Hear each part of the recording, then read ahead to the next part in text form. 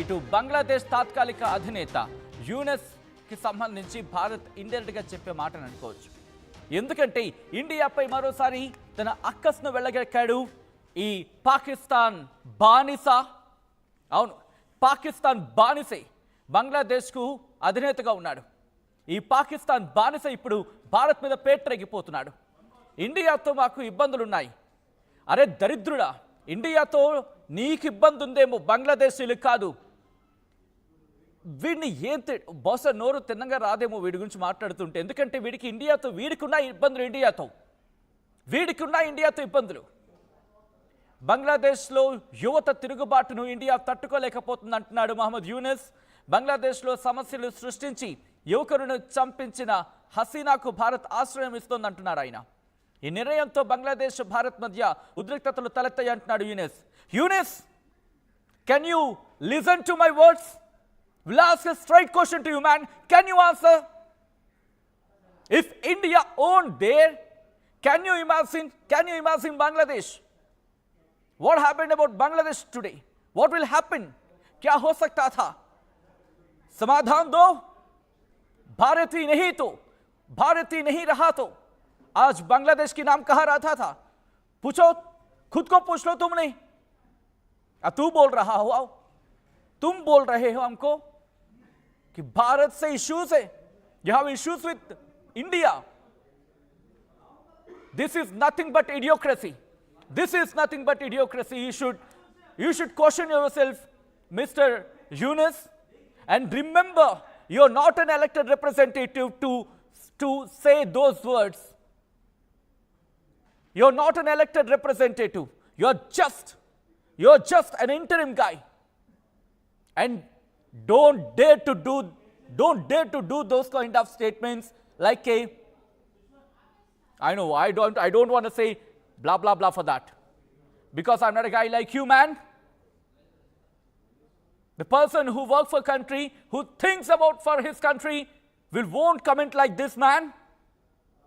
You know what you are doing? You know what you are having?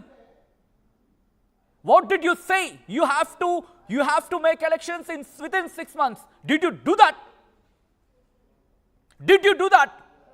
Question చేసుకోవాలి ముసలోడా.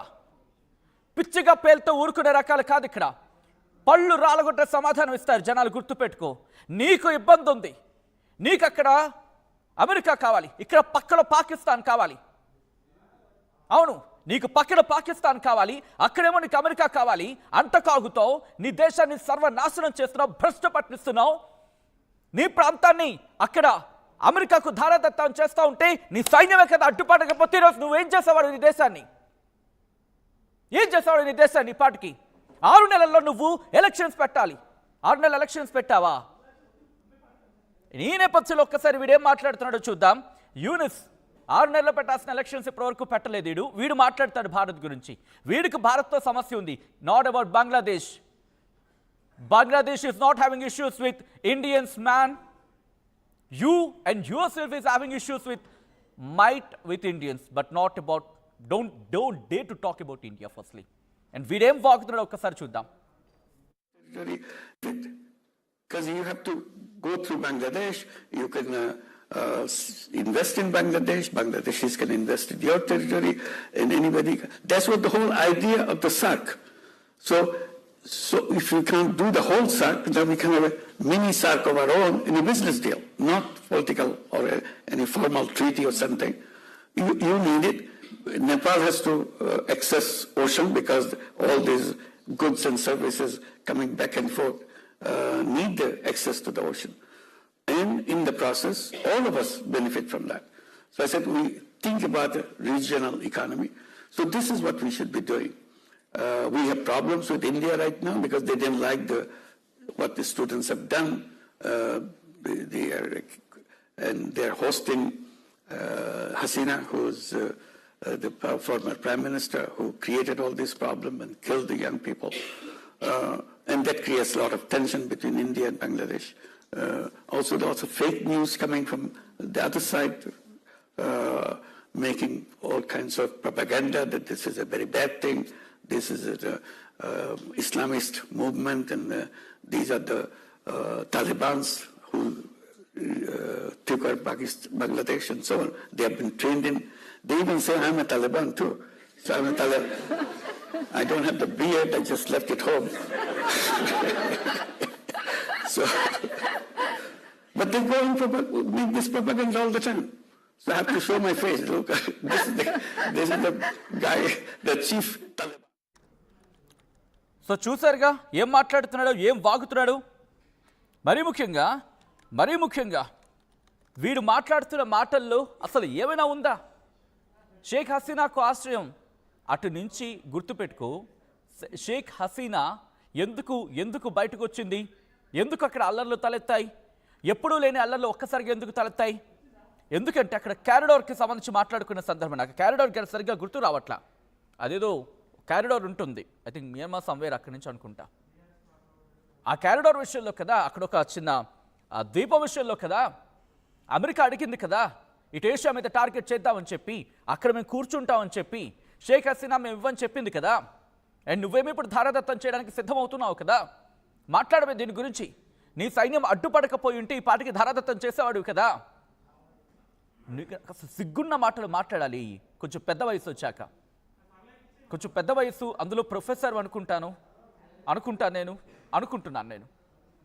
కాబట్టి కాస్త పెద్ద వయసు వచ్చింది, కాస్త ప్రొఫెసర్వి, కాస్త ఇంటలెక్చువల్ సో కాల్డ్. కాబట్టి దానికి తగినట్టుగా మాట్లాడు. భారత్ ఇష్యూసా నీకు? భారత్ ప్రేరేపిస్తోందా? అని గుర్తుపెట్టుకో. భారత్ కనుకే ఈరోజు నీలాగే ప్రవర్తించి ఉండింటే ఈ పాటికి బంగ్లాదేశ్ భారత్లో కలిసి ఉండేది, పాకిస్తాన్ భారత్లో కలిసి ఉండేది. లేకపోతే జమ్మూ కాశ్మీర్కి పాకిస్తాన్ ఆక్యుపైడ్ కాశ్మీర్ ఉంది కదా, దాన్ని పూర్తిగా లాగేసుకుని ఉండేది. నీలాంటి కుతంత్ర బుద్ధి కనుక ఈరోజు భారత్కి ఉండుంటే. వీడేమంటాడు? వీడు పిచ్చివాగుడు. నీకు ఒకే ఒక ప్రశ్న, 6 నెలల్లో ఎలక్షన్ పెట్టాలి, ఎందుకు పెట్టలేదు నువ్వు ఇప్పటికొచ్చి? ఎందుకు సాగదీస్తున్నావు? చెప్పు, సమాధానం చెప్పు. నీ దేశ ప్రజలకు సమాధానం చెప్పు. అక్కడేమో మిలిటరీ బేసెస్ గురించి మాట్లాడుకుంటున్న క్రమంలో ఇంకా భలే అంటాడు, బంగాళాఖాతానికి వీడేదో గార్డియన్ అంట. నీకు ఎవడైనా రాసిచ్చాడారా బంగాళాఖాతాన్ని? బంగాళాఖాతా నీకు ఏమైనా బంగాళాదుంపలా కనిపిస్తోందా? బంగాళాఖాతానికి నువ్వు గార్డియన్ అంట. చైనాని రమ్మంటావు నువ్వు. ఏం వాగుతున్నావు అసలు? అరే నీకు అర్థం కావట్లే. నువ్వు తాత్కాలిక అధినేతవు మాత్రమే, కనీసం ప్రధానివి కూడా కాదు. అక్కడ షేక్ హసీనాను ఎవరి కుయుక్తులతో పంపించారో ప్రపంచానికి తెలుసు. నేను ప్రత్యేకంగా వాళ్ళ పేరు తీయాల్సిన అవసరం లేదు. దాని వెనకాల నీ పాత్ర గురించి కూడా చెప్పక్కర్లేదు. ప్రపంచానికి నువ్వేం చేశావు, నీ వెనకాల ఉండి ఎవడు నడిపించాడు అంతా తెలుసు. నువ్వు అంటున్నావు కదా అఫ్కోర్స్ షేక్ హసీనా తప్పు చేస్తుందా, తను ఒప్పు చేస్తుందా ఆ దేశ ప్రజలు చూసుకుంటారు. అంతవరకు ఎక్కడో కులికిన నువ్వు సడన్గా ఊడిపడిపోయి బంగ్లాదేశ్కి ఏదో చేసేస్తా అని చెప్పి ఏం చేస్తావు నువ్వు? అరే ఎన్నికల పెట్టలేకపోతున్నావు, చేతకాన్ని వెధవా, దద్దమ్మ. నువ్వు మాట్లాడతావా భారత్ గురించి? గుర్తుపెట్టుకో, 150 కోట్ల ఉన్న జనాభా ఇంకా మా రాజ్యాంగానికి అలాగే కట్టుబడి ఉన్నాం. పార్టీల మధ్య ఎన్ని భేదాలైనా రాని అలాగే ఉంటాం. కానీ నువ్వు, నీ దేశం, మీ రాజకీయ నాయకుడే కాపాడుకోలేకపోతున్నారు మీరు. అది మీ పరిస్థితి. ఎవడో కౌన్ కిస్కాగాడు వచ్చి మిమ్మల్ని శాసిస్తే మీరు పాలిస్తున్న దరిద్ర దిక్కుమాలిన వ్యవస్థలో ఏడుస్తున్న మీరా మమ్మల్ని అనేది. ఎకానమీలో జీడీ